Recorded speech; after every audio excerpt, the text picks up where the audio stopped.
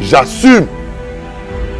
Le seul disque d'or authentique que je reconnais ici, il a fallu. Un vrai disque d'or français doit être certifié par SNEP. SNEP Moussala n'a été certifié. C'est lui qui sait dire le disque d'or est authentique ou pas. Parce que Moutako, ça s'appelle une Zanzanaye. Vous comprenez? Et ça plaque va ça là quand même. Mais ceux qui ont sali à yo, c'est quoi yo? Biso batuto yebi. Na yebi ka nani? Intel. Tout le monde est belé, il y a Mabaya, il y a Bibende, il y a Nini est belé. Moussou se botte là son problème pendant que tozala ki kobunda pour que la rumba congolaise va reconnaître par l'UNESCO. Moussou va publier un disque d'or. SNEP a créé en 1922. Confine on a botte maintenant. Papa on a botte maintenant. Non, nous pouvons pas demander musique té. Il y a moi banda déjà ko certifié ba disque d'or. La chanson Kinshasa. Fit Nino. Fali Ipupa. Il y a un déjà vous testé un disque de platine. Vous avez un snap. Après ça yo Lukawa. Tia combo ya ba musicien nyonso yo moni ba présenter yo ba disque d'or. Tia ka ba combo na bango eko bimao.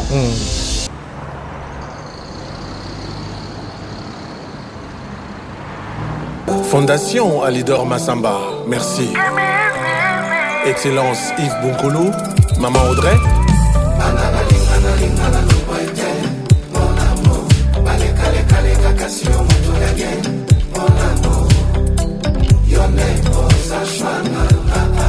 Consti Eka. Elisa Thierry Flambois, Blanchi Kiboko. Arrêtez de pia! Yokelanga eloko oyo restaurant business class VIP Bruxelles. Yeah! Restaurant business class VIP.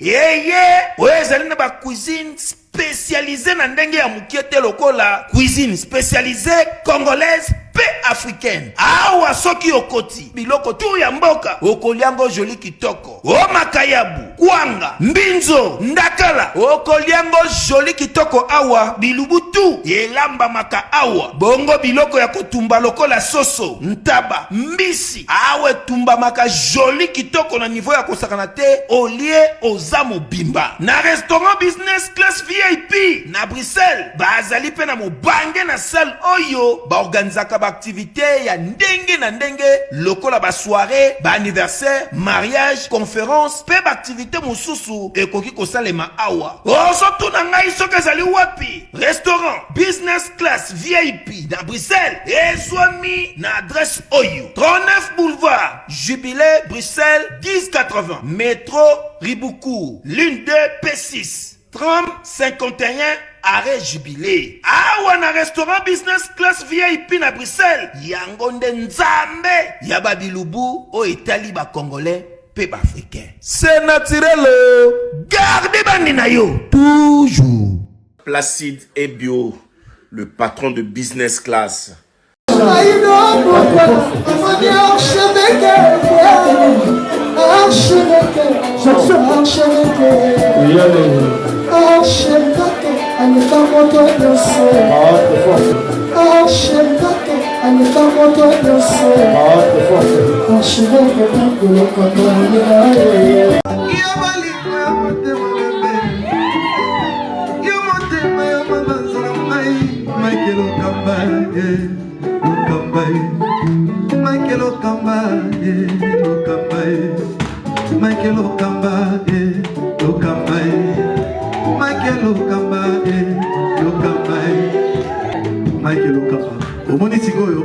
L'artiste, c'est l'improvisation. Na honoré na émission na yo. Africa Elengi TV, votre chaîne, l'incontournable, la star des chaînes.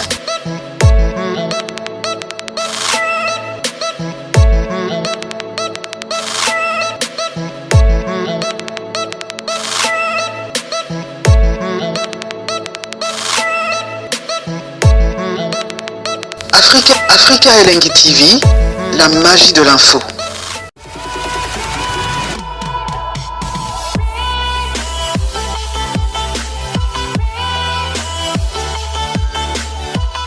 Voilà, chers amis internautes, bonjour et bonsoir. Bienvenue sur Africa Elengi Télévision, votre chaîne d'actualité, votre chaîne à laquelle vous recevez toutes les informations encore une fois de plus. Et je vous dis bonjour et bonsoir. Tout dépendra, n'est-ce pas, de l'heure à laquelle vous allez capter cette émission de partout où vous nous suivez. Un grand merci de savoir que vous êtes très nombreux de regarder cette émission. Merci également à toutes ces personnes qui sont branchées, connectées, scotchées en ce moment. Également à tous nos partenaires, je vous dis merci. Et là, je vois directement Maman Émilie Nzemba-Tsupepele Ambeto, merci beaucoup. Un grand merci à Karine Manessa British, Dani Chondou, le chinois congolais. Il y a Josiane Onyenze, Marcelo Dufroy, grand frère propre, et Arla, la mère des jumeaux. Merci beaucoup, mon grand frère propre. Et puis, Jean Ibikou qui est le boss de Bruxelles. Il y a Sylvie Bakaji, la Pessio Ambo Tebele. Je suis avec aujourd'hui, comme invité, le vieux Charlie Kadima. Aujourd'hui, moi, personnellement, on a eu les sous formation, on a eu les sous école. Parce qu'il y a des invités à laquelle Toto Yambi Bango. Aujourd'hui, on a des questions, en même temps, oser s'informer, oser apprendre. Aujourd'hui, moi, je suis venu apprendre. Et aujourd'hui, Tomekampe Kobe Tamasolo, au Italie, actualité, il y a disque d'or. Nous vous signalons également que Toti Kobung, il y a des légendes de la musique qui a République démocratique du Congo, Izali Bongo, vient à Bissau, Verkis Kiamongana, qui se renomme, répond un peu également. Mes sincères condoléances, nous passons les sincères condoléances à toute la famille biologique et à la famille artistique, aux opportunités à côté de la Bissau. Aujourd'hui, Tozana Vieux Charlie, rechanter sa fongo la Bissau, il y a invité la Bissau à l'élo dans ces plateaux improvisés sous la nature. Les Vieux Charlie Kadima. Bonjour. Bonjour Shadrach. Bonne santé. Ça va? Madame Nzamba, très bien. Quand on a annoncé à Toto Bungisa, il y a une industrie musicale. Vous allez bongo les Verkis qui a mangana. Hier, déjà par rapport à la disparition, un mot pour sa disparition, pour la disparition de l'illustre. Oui, toute séparation a toujours été douloureuse. Hein? Très bien. Et ça, pas si Kobungi sa moto. Bozaki na yebo vandi bomeseni mais toyebi pe ke ezali nzela ya moto nyonso très bien moto akobotama akokola et puis akowa donc ezali cycle ya vie ndenge elengelama na mokili donc mes très sincères condoléances na famille Kiamongana mobimba et puis particulièrement na Aminanga, maître Alili Kiamongana, et puis na maître Bouddha, maître VV, maître Roli, na yebi personnellement quoi, mais très sincères condoléances au Bungisa Tata Moboti ezaka douleur mingi. Très bien. Voilà. Et alors, est-ce que vous avez eu à avoir des relations particulières na Verkis Kiamongana? Oui, bon, c'est un monument. Tozaki naïe, na Sokoda Tozaki déjà naïe ensemble. Mais avant Sokoda déjà Zaki, Tozaki loué un instrument pas naïe. Ok. Biso déjà en tant que Eden Musica. Na kanisi biso sous pour tout il y a Thomas Denewa de son âme repose en paix. Voilà que les lots PDG Verkis Kiamongana a rejoindre Bino Boyambaye. Voilà. Naïba qui est personnellement. Na solo là naïe personnellement, na échangé naïe sur un projet belé. Aya Nazali peut-être l'un des jeunes Oyo vieux Kiamongana longo et pas naïe. Aïe rotala aïe de 11h à 1h du matin bozanaïga. Ok. Vous comprenez? Naza l'un de rares où avanda na ndengwana. Moni alongwe pa na ye aye Shadrach ve chale aïe rotala yo. Na ye na 11h neti lelo boy vandi ti 1h du matin pona vanda ndengwana. Il faut nous en estime pour nous. Très bien. Donc, eza mawa azali kulutu. Oyo ngai epai na ye nazaki kozwa ba référence ebele. parce que ngai lelo na koti na industrie musicale na koyekola yango na yekoli yango autour ya écurie VV ya maison VV na modèle ya ba producteur na patronat ya industrie musicale. Il n'y a pas plus grand que Verkis, l'industrie musicale congolaise. Il n'y a pas plus grand que Verkis Kiamongana Mateta. Très bien. Que son âme repose en paix. Voilà. Merci beaucoup. Je crois que nos participants également pour nous repasser, pour présenter ma condoléance Nabiso, la famille qui a mangana Mobimba et la bande Nabiso, ainsi qui a mangana bande kotu oyo bazali autour de la famille wana, bakoko nae, bananae et puis na bande ko pe bazo évoluer dans la industrie musicale parce que vous appelez artistes, nous vous présentons également les sincères condoléances et plus attristés. Alors on va parler actuellement de ce qu'a été les projets. Affaire au besoin dans la justice, il y a Sokoda, suite il y a projet Miss Vodacom. Très récemment, Ozaki, je crois, si je me rappelle bien, en cours d'appel. Voilà, en cours d'appel. Oui. Cours d'appel. Les lots sont beaucoup mis à niveau. To ndenge na lobaki l'autre fois, Sokoda a sengaki que ça la défense, ça la action en défense exécutée. Et cours à Yokeli et je crois que Aré Bimaki. Maintenant que Aré Bimi va refixer affaire pour le 2 novembre. Okay. Donc le 2 novembre, Oyo, tu as un cours d'appel pour qu'on a fond et affaire pour qu'on ait bandé nini. Il y a Rosamba quoi mutu na mutu a pesa ba moyen na ye oyo ye azali komona ke yango ko défendre ye apesi yango na tribunal et puis tribunal a apprécié voilà. Ko comme ça batu bozo sama na structure nene parce que balobaka basamba na mutu mbongo te mais basamba na mutu mbongo te en guise de quoi so mutu mbongo a na raison te et ça non net sikoyo tozongi na cour d'appel. Cour d'appel wana yango nde randaka décision oyo lelo Sokoda zo sengela droit d'auteur. Donc décision oyo ya randaki ezalaki en dommage et intérêt. Okay. Lelo tozozonga devant la même cour. Topesa yeka arena na yeti. Ofundaki Sokoda bengisaki nani? Sokoda fundi Vodacom pour le droit d'auteur. Oui, azana raison, toi azana raison te. Vodacom a lobby qui futaki Charlie Kadima, oui. Charlie Kadima yeyo. Mais Sokoda Vodacom a futaki ngai dommage et intérêt. Okay. Sokoda zo sengaye droit d'auteur. Est-ce que vous monitez que les ali biloko mibale ya kokesana. Voilà. Et c'est devant le même tribunal. Donc la même cour qui a rendu l'arrêt, c'est la même cour devant laquelle tous les gens comparaître en fonction, il y a même arrêt au cours à Randaki. Très bien. Or, on sait bien qu'un tribunal ne peut pas se dédire. Okay. Il a déjà donné les dommages et intérêts. Maintenant, il n'a qu'à compléter l'arrêt en nous donnant le droit d'auteur en les attribuant à la Sokoda, conformément à la loi où ils allaient couper ça, Ningisa na Sokoda pour na kozwa droit d'auteur. Très bien. Nde et pas totali. Donc, kosamba na mutu ya mbongo, basamba na mutu ya mbongo tete. Soki ozali na raison et que ba droit ezali ya yo. Azala na mbongo, azala na million, azala nani, tia ye devant en justice. Très bien. Voilà. Merci beaucoup. Nous avançons dans cette émission. Avec Charlie, là, on va parler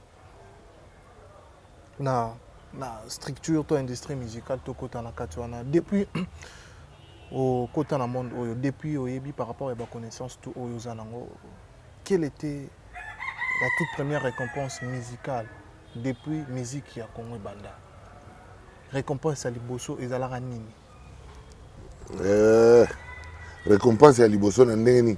C'est-à-dire que na Congo Mobimba depuis quand on a grand Calais, Taboulay, on est là qui montre parfois au sali exploit pour accomplir vraiment un kitoko récompense nini au banda ou pesa Liboso. Bon, ça dépend. Ba maracas d'or ezali. Okay. Ba disque d'or ezali et disque d'or yango pe ezaka pe na mwa ba critères ebele. Mais principalement critère nango ezalaka vente. Voilà. En fonction de la vente, voilà. Récompense on a autant la musique congolaise yangwana ba grand calé bazoba maracas d'or, grand maître franco azo maracas d'or, la tigresse Abeti Masikini azo maracas d'or, seigneur Rochero Taboulé azo maracas d'or et tout. Voilà. Bon, en Congo peut tous en disque d'or, bah ça peut disque d'or. Normalement il faut baper ça. Banani pe nanu liboso il faut toye baper ça ka disque d'or. Disque d'or et puis ça makana ba producteur na ba distributeur. C'est-à-dire le producteur produit l'album, c'est lui qui connaît le nombre des exemplaires produits. Et par rapport au nombre des exemplaires produits, il va les donner aux distributeurs, différents distributeurs qui sont repartis dans le monde. Pour que chaque distributeur ait zone de distribution naie. Chaque distributeur où il y a zone naie, na zone naie, il faut se trouver ba disquaire. Oyo ba teka. C'est-à-dire Charlie Kadima, bon, on appelle ce exemple simple dans l'album on a produit ça. Charlie Kadima était le producteur de 2 albums. Je suis de Manda Chante, énorme de Jean Goubal. Ngai en tant que producteur, na sali duplication. Nabimisi ba support oya ngai. Nabimisi 100 000 exemplaires. L'heure nabimisi 100 000 exemplaires. Nakozwa circuit à distribution. N'a contacté ba distributeur. Nedi ngai par exemple, distributeur na ngai pour la zone Europe, azalaki Syriac Basoka Production. C'est que son âme repose en paix. Il est mort à la période de la Covid. Son âme repose en paix et mes très sincères condoléances à toute sa famille et à tous ceux qui le connaissaient, quoi. C'était lui mon distributeur. Lokola ye azali distributeur nangai na zone ya Europe. Biso awa na Congo lokola tozali na streaming te. Toza Congo, République démocratique du Congo azoteka na streaming te. Europe ezoteka na streaming. Muto il faut poster na apesa na streaming. Yé distributeur. Yango soko tali album Je suis Yamanda en streaming au mona Syriac Basoka Production. Parce que yé muto a posté yango, yé muto a tie yango na supermarché, il y a streaming pour baper ça ba distributeur Amazon, YouTube, Spotify, baper ça ba distributeur wana électronique nyonso. En dehors il y a ba distributeur wana électronique ba distributeur physique bazali distributeur nangai wazali ko teka physique ezali ce monsieur là comment ça s'appelle nani kaka mtu azaki na ye mtu ko contrôler mais c'était un blanc son nom m'échappe. Henri BH Electronics. Monsieur Henri. C'était lui qui me distribuait physiquement, qui vendait mes produits physiquement. C'était lui le disquaire. Moi, Charlie, j'étais producteur. Syriac Basoka, distributeur. Monsieur Henri, disquaire. Ok? Et maintenant, dans le circuit à industrie Oyo, il y a disque, ezali côté Kama. Dans le ezali côté Kama, ngai mutu na oye parce que nombre, il y a des exemplaires na produisaki. Na yebi ba zone ya distribution na utilisaki. Et na ba zone ya distribution wana ba disquaire nini bazali koteka ngai. Disquaire siko ya kopesa salut, ça va, allez, descends. Allez, c'est fini. Descends, allez. Voilà. Disquaire muto yebisa biso nombre ya disque ateki. aoyebisa yango na distributeur. Distributeur aoyebisa ngai producteur alobi sur 100 000 exemplaires au salagi toteki 50 000. Ok. Ah, lokola toteki 50 000 na association oyo tozali ba producteur, ba distributeur na ba disquaire toyebi ke mboka na mboka siko ezali na nombre, il y a un quota prévu, il y a ba exemplaires vendus à partir ya nombre wana nde ba pesaka soit disque d'or, soit maracas d'or, soit disque de platine, soit disque de diamant. Voilà comment est-ce que fonctionne. Très bien. Tolandi explication non, très bien. Lelo tomoni pour la toute première fois la musique ya Congo depuis Snap. C'est récompense au ezali bongo ya Snap au toti ko mona artiste na biso ya mboka Fally Ipupa. Azui disque d'or française. Donc c'est-à-dire que ateki au-delà il y a 50 000 exemplaires de expliquer biso. Il y a pas que 50 000 exemplaires na Snap. Bah, remettre les disques d'or à l'endroit où tout le monde est oumeli. Certaines personnes ont même posé des questions. Est-ce que le disque d'or est oumelaka? Bapé ça rango 3 mois, bapé ça rango une année. Mais quand on peut expliquer biso, quand est-ce que bakogi ko constater, bako ça la constant pour un album, ils ont un délai, pour un album. Toza watai, toza, tojali. Papa, maman, elenge mwasi mobali. On a kobongisa nzoto, loketo petai, kotele misaore ya papa et bongo pipi à maman. Voici maman Nicole Malonga, la patronne, avec des produits 100% bio et certifiés. À pétamine, pour avoir du volume musculaire spécieux du muscle pour les hommes. Suppositoire Toza Watai Vita Plus, grossissement des hanches et des fesses. Pommade Toza Watai 100% bio pour le sang et les mollets. Ah ouais, ça, les cambo ya poitrine est perpendiculaire, Léo. Toza wa force pour grossir la troisième jambe. Traitement de l'hémorroïde, faiblesse sexuelle et éjaculation précoce. Cellula na cellula. Pour plus d'infos, joignez maman Nicole Malonga, la patronne, sur plus 33 60 550 23 18 sur Paris 18e. Bailli du outillage, ma bossanière, baby Nabi. Oh baby. Mais déjà, sur au album na circuit de vente, ça va de 3 mois déjà. À partir de 3 mois déjà, on peut évaluer ton album. Ok. 6 mois, 1 année. Le maximum est à 5 ans. Ok. Au-delà de 5 ans, on a la compétition. Au 10 ans, mais de 3 à 5 ans. Ok. Album est bimi, ceux qui n'ont pas 50 et il y en a une course. Il y en a une course. C'est quoi? Disque d'or, bako pe sayope single, na kati album na yo. Au sali, neti ngana salaki na ope saka exemple na album ngana produit. Neti un album je suis. Bako zo par exemple balobi dors bien. Et juste disque d'or. Mais juste disque d'or, et ça nzembo. Moko. Mais nombre de fois était kami na single. Ils ont déjà disque d'or. Ok. Moni?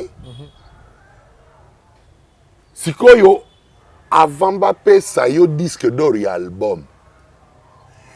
Les chansons doivent aussi d'abord être cotées. Il y a un musicien mingi bateka kana ba single, la musicien na single à lancer ango.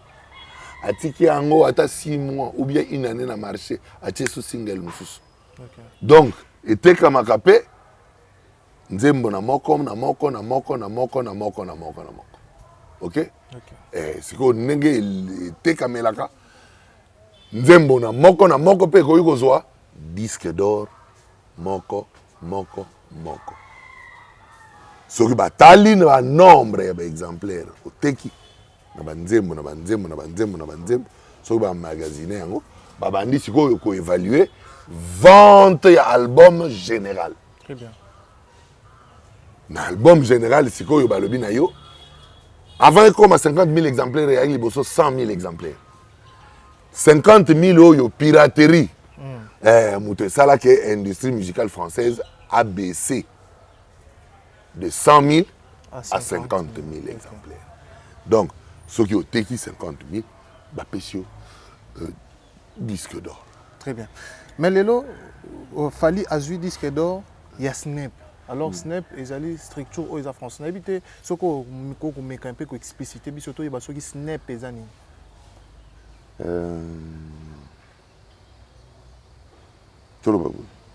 Awa na Congo. Snap, ils ont quoi? Copédim. Structure Moria na Congo, comme on a Copédim.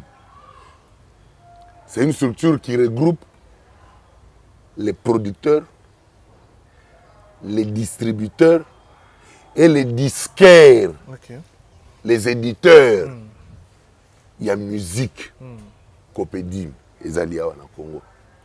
Snap, Ezali équivalent, il y a Copédim na Congo.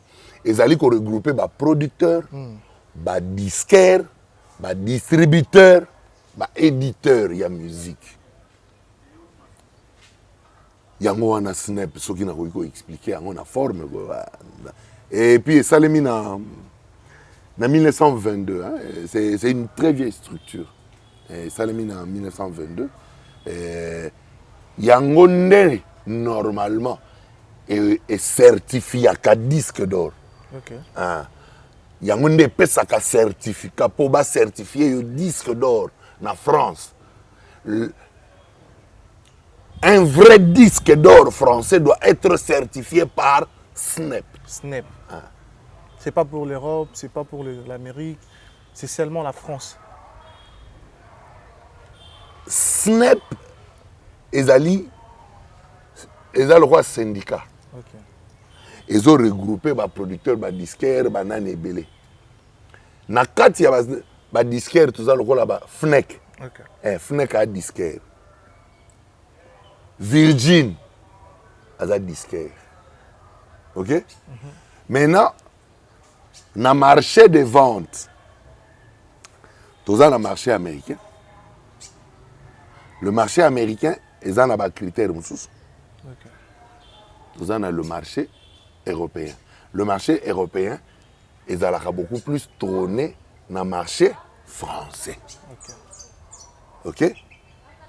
Donc, lorsque le marché européen est plus trôné par le marché français, donc, musique na biso soko tali ba artiste na biso mingi, circuit na bango, na ya production, na ya distribution, même ya édition, même na enregistrement en amont.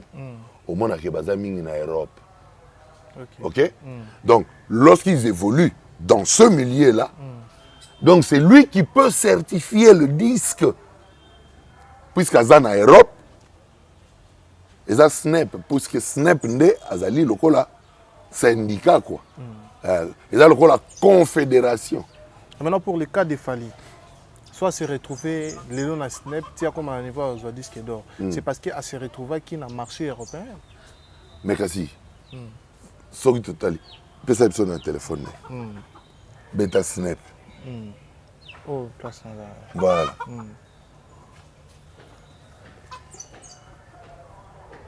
Voilà. Snap. Les certifications. Snap, Moussala n'a pas certifié. C'est lui qui sait dire le disque d'or est authentique ou pas. Parce que Moutako, ça s'appelle une Zanzanaye. Vous comprenez? Et ça plaque va ça la gang. Mais ceux qui ont sali à yo, c'est quoi yo? Biso batuto yebi. Na yebi ka nani? Intel. Ah, ok. Donc il y a le roi dans la zone oyo, na ça est là. T'es na kota ka Snap. Ah ouais, c'est quoi tu Snap? So to koti Snap totali. Ngai mi ya déjà moi mon boulot hein. So talia Tokos. Fali Poupa, ok? Donc âge album année Bima 2017. 2017. Ok? Date de Constant. Date de Constance. Le 6, 10e mois 2022. Est-ce que vous comprenez? Pessi yango le 6, 10e mois 2022. Le 6 octobre. Le 6 octobre. Donc, les a certifiés. Ce que vous avez na kati komona ngo. Toki. Durée de détention 5 ans 3 mois. OK? Tant oyo sali depuis l'album Nebimi avant Mbappé ça yango et sali 5 ans et 3 mois. Loko le kogisi 5 ans et 3 mois. Ah, on a 5 ans et 3 mois dans le cycle il y a parcours. Et ça n'a pas de donc, après 5 ans et 3 mois à obtenir disque d'or, il y a l'album Mobimba. Mais avant, Mbappé ça y est disque d'or, il y a l'album Mobimba. Ok.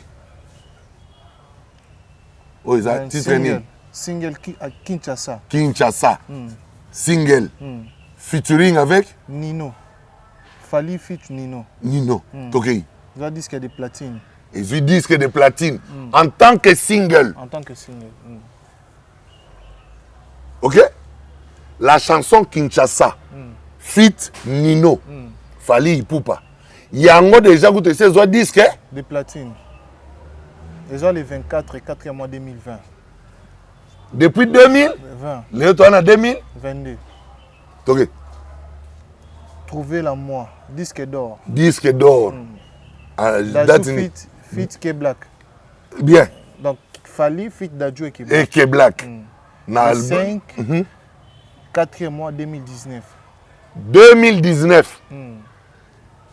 Mais un album nini Tokos. Et c'est autres disques d'or. Disque d'or. Bad Boy. Bad Boy. Fit Aya Nakamura. Ah, Fali fit Aya Nakamura. Et c'est autres disques d'or. Le 3 11e mois 2017. Depuis 2017, na Aya Nakamura. Bad Boy et c'est autres déjà disques d'or. En single. Durée de constance c'était 4 mois. Bien. Ok. Après 4 mois, il continue à marcher. Et du disque d'or. Fali fit Bouba. Bouba. Kinam. Le 5 mai 2017. 2017. Déjà, ils ont disque d'or. Ok? Est-ce que vous comprenez? Très bien. Donc, c'est certifié. On sait vérifier. Ok. Donc, on peut ça tout les lois et ça va le bio. Non, on a un disque d'or. T.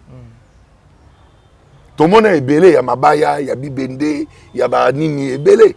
Moussou se botte là, ce problème. Pendant que tous les gens qui pour que la rumba congolaise va reconnaître par l'UNESCO le patrimoine immatériel, Moussou va publier un disque d'or.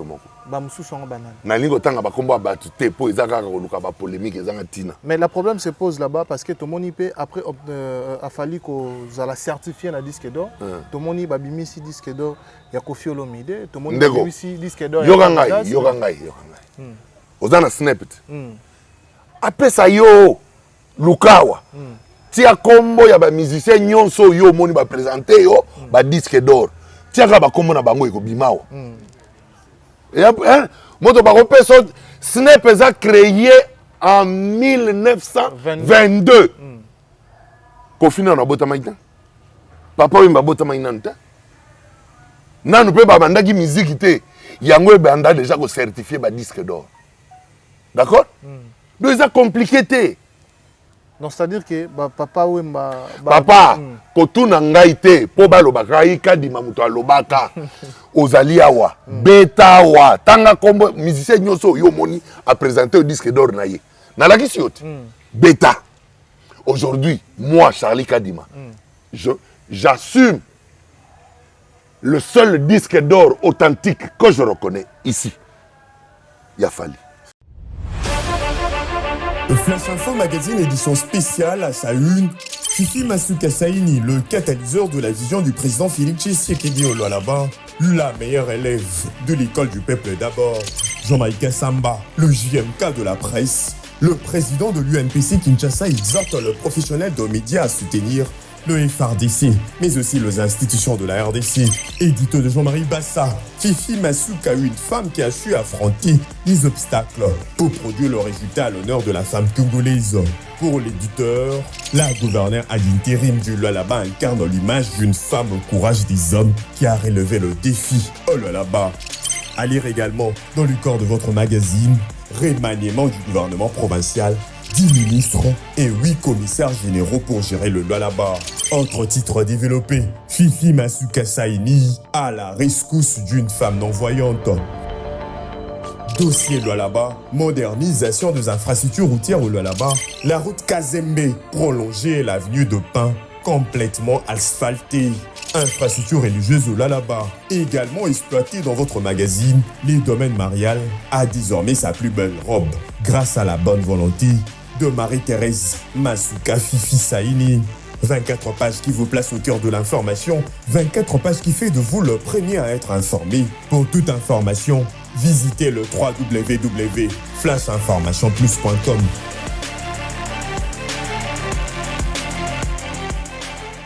C'est celui de Fali Poupa. Nana iloko msuna olobate. Moi en tant que producteur, na lobi na yo, eza certifié. Na publié ki yango na nini na fil d'actualité na Facebook. Après vérification. L'air na yo ki ba moni ba sali nga na lobi. Oui. Na yebi déjà que ba single na ye si kota ki ezwaki. Est-ce que album ici est coquille? Na kei. Les lots on a un téléphone, tu ne peux pas tromper quelqu'un. Betty Snap, Google, après ça yo. Obando tala papa otala nyoso. So lingo tala fali otali, so lingo tala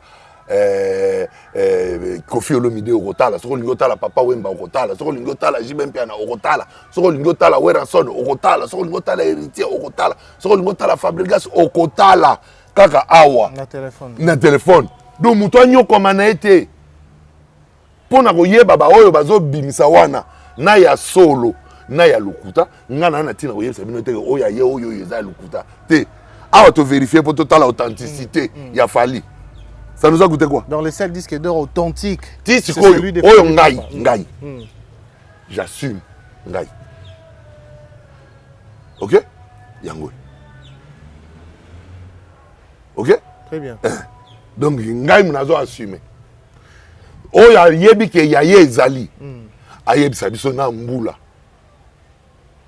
Toko vérifier ka ndenge tozo vérifier awa. Très bien. Toko tala. Soki yo en tant que journaliste, muto nyonso yo zo kanso ngo tuna nga kombo na ye. Na la question ndenge ko beta te. Tozu résultat te. Tozu résultat. Beta kombo na ye. Yamba une émission lo ba de papa Vandao. Yo la ça episode disque d'or na TV. Papa snap yango. Comment on a ni mambweni. Soge bimité. C'est que manzanza. La question se pose à l'endroit où Batouba Romituna. Est-ce que ça le rappelle tricage, to ça le rappelle oko triquer ndenge nini. Yoga. Bon. Na snap oko triquer ndenge nini. O triquer ndenge. Yoga. Aujourd'hui, les gens ne comprennent peut-être pas. La force de l'Internet est que lorsque vous êtes connecté dans un seul réseau, en fait, dans un seul réseau, même si vous avez à partir de RDC, les récoltes sont enregistrées en date où vous avez même si vous êtes aux États-Unis, vous avez le 14 octobre 2022. Vous avez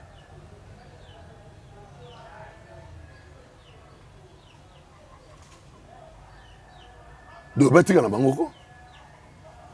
il y a compliqué. Il y a compliqué. Tout est la vérité. Pour aider l'industrie de la musique et de liboso. Pour aider les artistes à comprendre si tu es belé, ça la même musique, mais il y a un circuit industrie musicale et tambolakate. Très bien. Mais il y a un chanteur de carrière, assez à Sali Bamboula, nombre d'albums de succès record. Mais éviter comment est-ce que l'industrie musicale fonctionne. Très bien.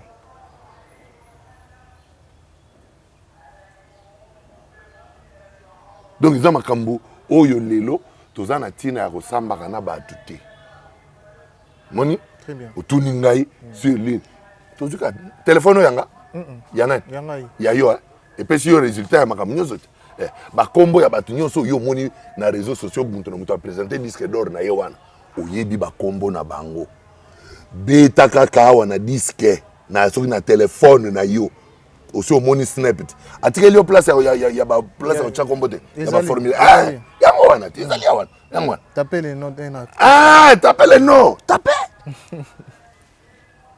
ya compliqué te facile et simple donc mutu na mutu donc koluka non ezana ngo eloko ya koluka la polémique na nzoto abatu te soki ngai nazalaki nano na confiance ya certification ya disque d'or ya falite na kokaki en aucun cas ko publier yango na compte na ngai ya Facebook parce que ngai nazali identifié dans le monde comme étant producteur distributeur reconnu à musique.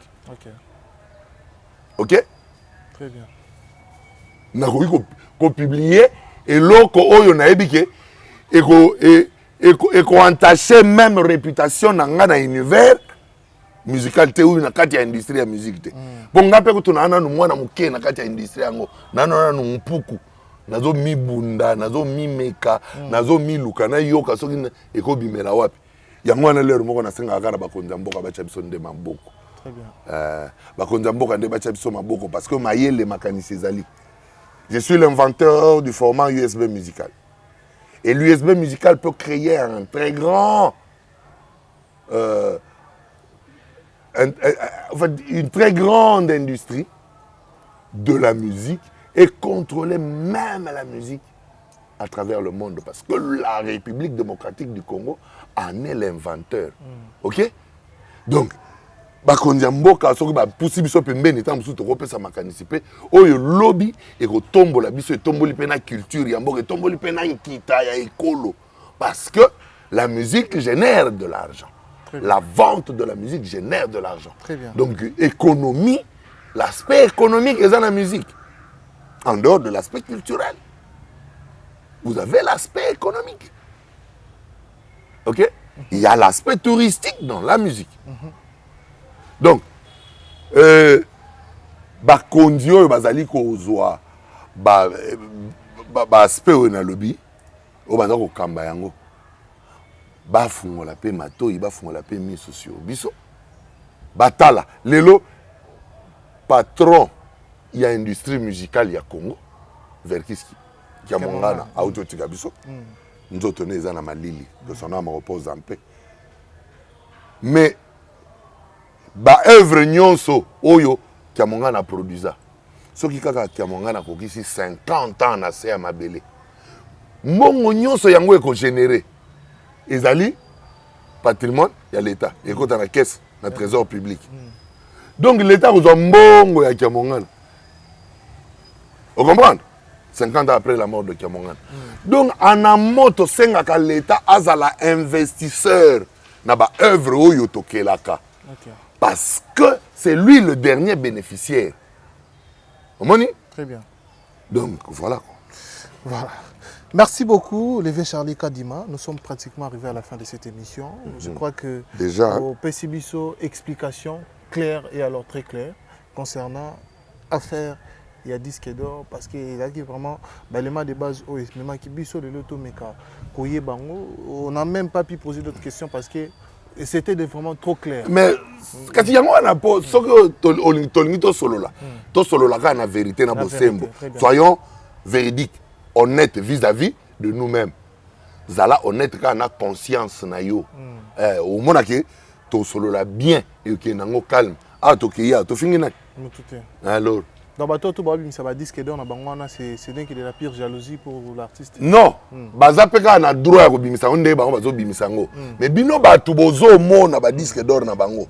To laksi bino moyen ko vérifier. C'est tout. Très bien. Merci beaucoup Tokomi Nasuka. Alors batutu balandi olelo et Charlie Kadima. Quel sera le mot de la fin pour cette émission na bandeko tout au basu opportunité rotala yo na Afrique Elengi Télévision. Bandeko ya Afrique Elengi Télévision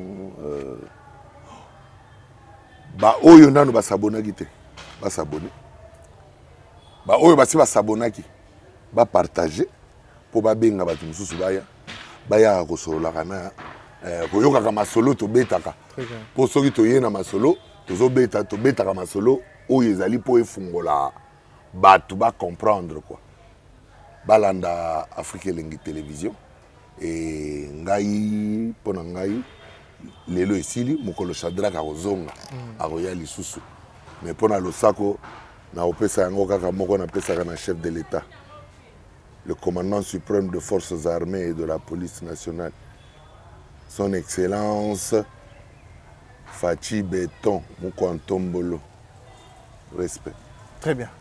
Merci, chers amis internautes. Nous sommes arrivés pratiquement à la fin de cette émission. Cela reste un grand plaisir de savoir que vous êtes si nombreux de regarder ou de suivre cette émission de partout où vous êtes. Nous vous disons un grand merci. Merci à toutes ces personnes qui nous soutiennent de partout dans le monde entier. J'aimerais dire un grand merci à Dani Chondou, le chinois congolais. Il y a Josiane Onyenze. Merci également à Marcelo Dufnoir. Il y a Mère Nabiso Arla, la mère des jumeaux, en direct d'Irlande. On a Pessibino en beauté belé. Pourquoi pas aussi penser à Jean Ibikou qui les bois de Bruxelles. Merci beaucoup, mon grand frère propre.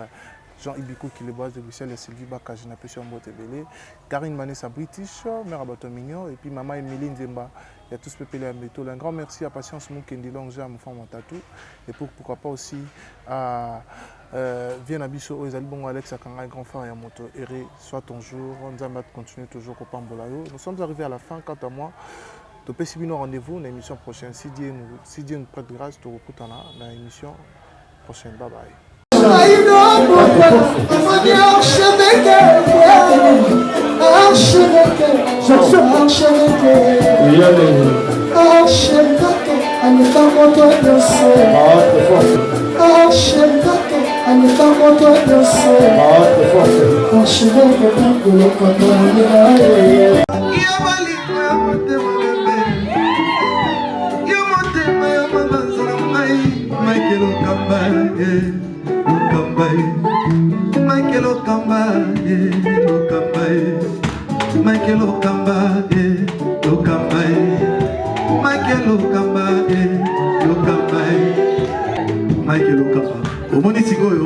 L'artiste, c'est l'improvisation. Na honoré na émission na yo. Africa Elengi TV, votre chaîne, l'incontournable, la star des chaînes.